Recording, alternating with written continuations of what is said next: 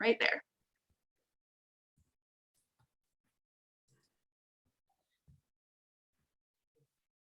Hi, my name is Angel Cortez. I'm the Marketing Communications Coordinator for Ability First Utah, and I want to introduce my coworker, Janine Culver. Hello, name is Janine Culver, and I am the Employment Coordinator and the Benefits Counselor, as well as Outreach, and work very closely with Angel. Thank you, Janine. So we're going to be speaking today about Ability First Utah and what is Ability First Utah as a Center for Independent Living and what services we provide. Hopefully this presentation is helpful for those that are seeking resources, and we could be one of them for them. So about Ability First Utah. Ability First Utah is a 501c3 nonprofit organization. We contract with the Department of Workforce Services and Vocational Rehabilitation Program to provide independent living services for individuals with disabilities. When we say individuals with disabilities, participants of our services cover individuals of any age and with all types of disabilities. It could be physical, mental, developmental, cognitive, sensory, etc. And the great thing is that we don't ask proof for disability. We take the word for it. Once the person has stated that they have a disabilities, we can count them as a consumers. And that's how we call the people that we serve, consumers. What is our independent living philosophy? Means that people with disabilities have the same rights as others, including the right to full participation in the community. They also have the right to make their own decisions and choices. So the sole purpose of Ability First is to help individuals remove whatever limitations they're currently facing and transforming those limitations into fruitful skills that will help individuals with disabilities enjoy an independent living lifestyle. So what is Ability First Utah Center for Independent Living? We are a non-residential center. We are a center for independent living. We promote independence and self-sufficiency for individuals with disabilities. And in our center, we want to help our consumers to learn and develop independent living skills so that they can obtain the necessary tools they need to succeed in their communities and home environments.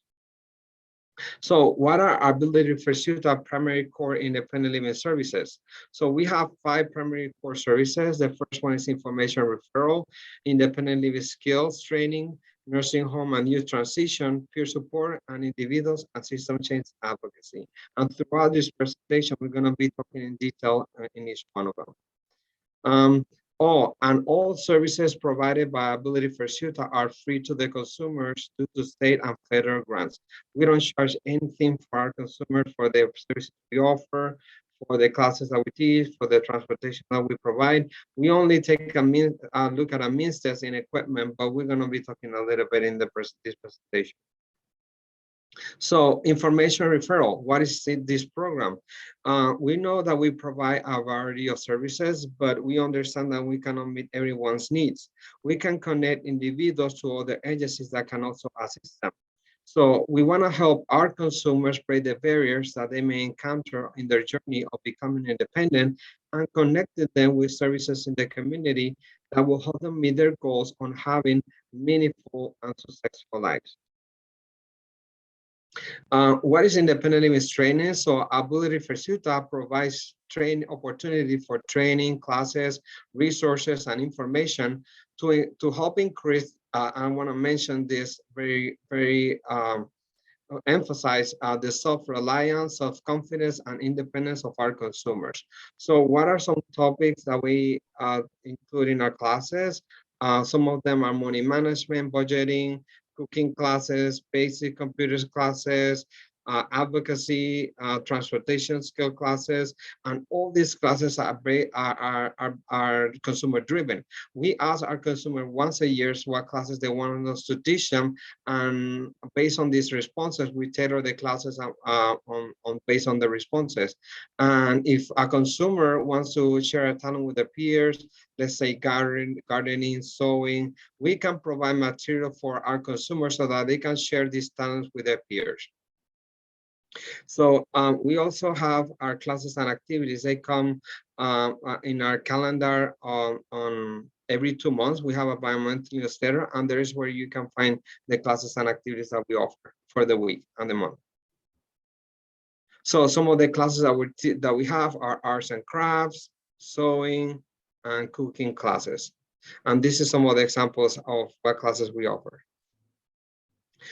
So we also have a community integration program. So Ability Pursuit that provides the opportunity to our consumers to participate in recreational activities in the community.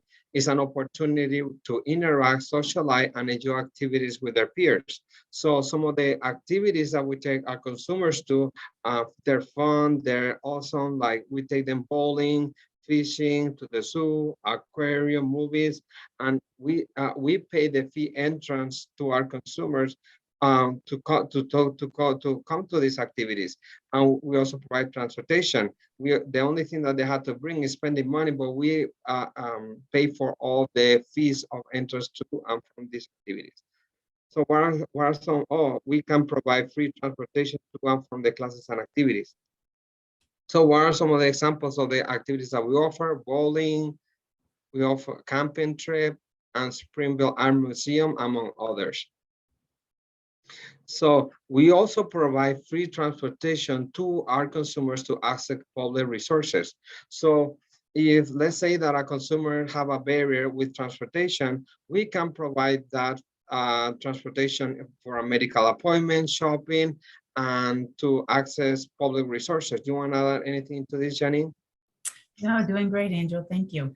Thank you. So yeah, we can also we encourage our consumers to be able to use the bus routing system. But if they have a barrier with that, we provide the transportation. So peer support is another program, and it's based on the concept of mentoring. A person with a disability provides information, assistance, support, and serve as a role model for another person with a disability. So this is an opportunity for meeting new people and establish friendships. So this is how our consumers, they engage with each other, they know each other, they make friends, and it's an opportunity for them to be able to work with each other and see each other as mentors. So what is individuals and system change advocacy? So people with disabilities can receive advocacy assistance from Ability Pursuit as center staff. So what is individual advocacy? So it's provided to help individuals to learn the necessary skills in obtaining important support services from community agencies. We want to teach our consumers to stand up for themselves, be able to advocate for themselves, and that's how we give them the skills through individuals advocacy. What is system change advocacy? So it's defined as a process of changing policies to make government, transportation, and housing system more accessible to individuals with disabilities. So this is an opportunity for them to engage in advocating for changes they want to see in their community through system change advocacy. Do you want to add anything to this, Jenny? We do have an annual advocacy training and also a trip to the provided safety to the Capitol in order to go before the legislators and talk about the importance of the programs in the community and how they support the individuals with disabilities. And so through the advocacy training, they're learning how to interact and have a voice so that they have these programs that can support them. Thank you. Our goal is to teach our individuals to advocate for themselves with the help of independent living specialists or life skills trainer. So Advocate First, this is a group, a consumer group, it's a consumer-based group of individuals that work on changes and they would like to see in the community through system change advocacy. So this group gives the opportunity for people with disabilities to raise their voices and discuss changes that will make a difference in their lives. So this group meets here on our center, and they're part of our consumers, and they have a lot of meetings in where they teach they engage in changes and discuss changes they would like to see in their community. So many local politicians and community agencies have visited our center to hear what people with disabilities have to say and what concerns they have relevant to their community. So we had the visit of Mayor of Orem at our center, Richard Burns, Republican Brad M. Daw, DSPD, and the fire department.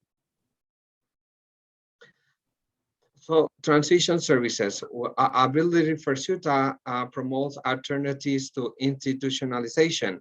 So our transition coordinators provide transition services. So it's a process of helping adults transition from institutions such as hospitals, state hospital, group home, and prison. So we work closely with these facilities to help individuals to transition into community-based living. We connect them with other agencies that support their transition. We also have diversion services. So is whatever support services is needed to keep individuals in their community so they don't have to go to a nursing home facility. We also have the New Choices Waivers Program, which is a Medicaid home-based program. It is a program for low-income people that qualify for nursing home Medicaid. This program assists older adults transition from a nursing home or an assisted living into their social and community environment. We also provide case management services, and our coordinators can help with options counseling for long-term care support and follow-up. Other services that we provide, so our independent living coordinators can assist our consumers in the process of connecting them with resources in the community. We can help apply for Medicare and Medicaid, housing, provide Utah County housing, Section 8 housing, food stamp, hit and weatherization assistance, citizenship, Social Security appeals, Social Security retirement, interpreter and translation services, DI vouchers, AD accessibility, and transportation to access public resources. And other services that will help them remove barriers in their personal life. So Janine, do you want to tell us about our loan bank services? Yes, thank you, Angel. Ability First, we have a loan bank program where we get a lot of our equipment through donations, through grants, and federal funds, where we have these on site. And if an individual has that need, these are temporary placements. And these temporary placements help support that independence to keep individuals safe in their homes. And we have wheelchairs, walkers, power chairs and scooters, canes, bed rails and Hoyer lifts, and then safety bathroom equipment such as grab bars, toilet risers, shower chairs, and transfer benches. And so this is the temporary placement. While that temporary placement is placed in the home, we look for resources to have a permanent placement. Go ahead to the AT. Mm-hmm. The program that supports this permanent placement is the Assistive Technology Program. And so we have this program, and this is the only program where an individual has to meet the qualifications financially. So the means test is in place. And so we help them get the ticket items such as the mobility aids, as hearing aids, the permanent placement for the scooters and the wheelchairs and those type of equipments, mobility, so that there is hand control. Then we have the vehicle lift system, the hand controlled van conversion. We have the ramps, stair lifts, threshold portables, ramps, vertical ramps, hearing aid devices, and visual aids. And so through the means test, if the individual does not meet the requirements of the permanent placement through the assistive technology, the temporary placement can become that permanent placement. Yes, thank you, Jenny. Thank you. So how do Ability First get its funding? So we started in January 2001, and we received funding through the Department of Workforce Services as of 2016. We contract with the DWS, Vocational Rehabilitation, to provide independent living services. We receive federal funding on the Administration for Community Living through grant writing activities and through fundraising activities. We have our annual Run, Walk, or Roll coming up this year, and it's a fun event that we have our 5K and our one Kids Walk. So if we will be providing these fundraising activities so that the proceeding for this race will be towards our community program and our youth program. And we also accept public donation. So we are one of 6 centers throughout the state. We cover the counties of Utah, Wausau, Juab, and St. Pete. Here's a map that you can find on our website, and it covers all the areas throughout the state. They have Road for Independence in Ogden, options for independence in Logan, and the Independent Living Center in Salt Lake, and RCYI in St. George, and Active Reentry in Price.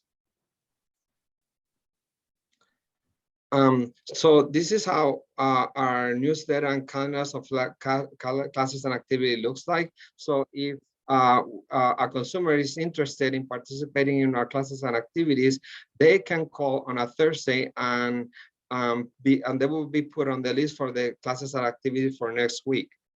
And you can view this newsletter if you go to our website at abilityforutah.org/about-us/newsletter.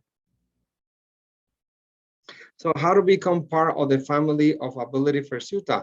So the first step in this process is to call Ability First and make an appointment to meet with an independent living specialist. So they will conduct an assessment and evaluate the needs of our consumers to establish a plan aimed at obtaining their goals and forging the path to their success and independence. So what our coordinators and what our independent living specialists provide, it determines program eligibility, needs assessment, independent living plan development or ILP, assisted technology availability, and case management services.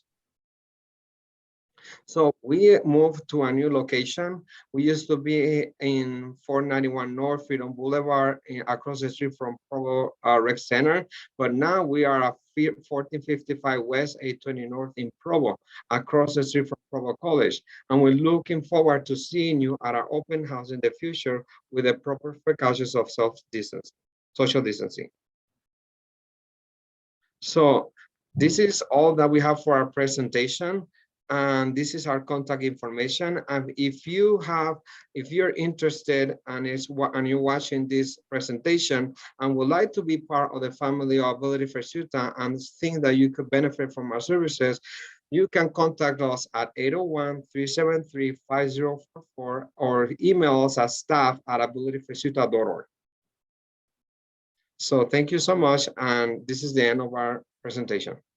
Thank you.